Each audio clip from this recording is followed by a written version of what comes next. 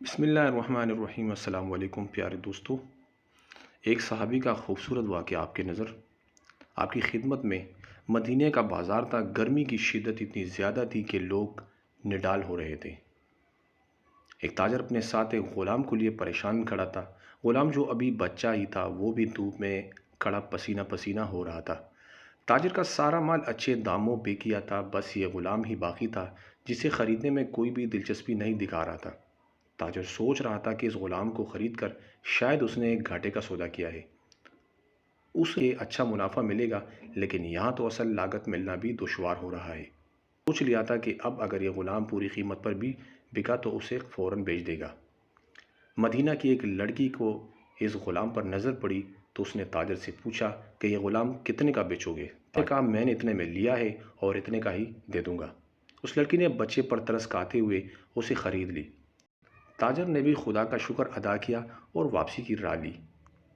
مکہ سے ابو حذیفہ مدینہ آئے تو انہیں بھی اس لڑکی کا قصہ معلوم ہوا۔ لڑکی کی رحم دلی سے متاثر ہو کر انہوں نے اس کے لیے نکاح کا پیغام بھیجا، جو قبول کر لیا گیا۔ یوں واپسی پر وہ لڑکی، جس کا نام سفینہ بنت یار تھا، ان کی بیوی بن کر ان کے ہمراہ تھی، اور وہ غلام بھی مالکن کے ساتھ مکہ پہنچ گیا۔ ابو حذیفہ مکہ آ کر اپنے پرانے دوست عثمان بن عفان سے ملے تو انہیں کچھ بدلا ہوا پایا اور ان کے رویے میں سرمہری محسوس کی۔ انہوں نے اپنے دوست سے استفسار کیا کہ عثمان، یہ سرمہری کیوں؟ تو عثمان بن عقان نے جواب دیا کہ میں نے اسلام قبول کر لیا اور تم ابھی تک مسلمان نہیں ہوئے، تو ابھی ہماری دوستی کیسے چل سکتی ہے؟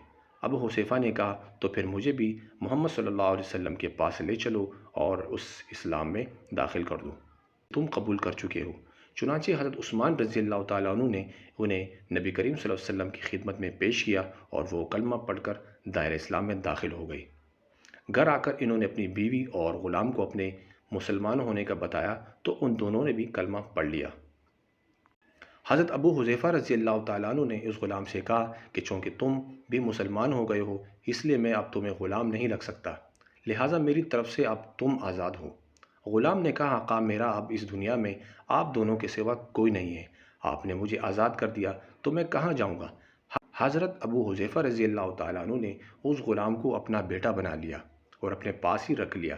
غلام نے قرآن پاک سیکھنا شروع کر دیا اور کچھ ہی دنوں میں بہت سارا قرآن یاد کر لیا، اور وہ جب قرآن پڑھتے تھے تو بہت خوبصورت لہجے میں پڑھتے تھے۔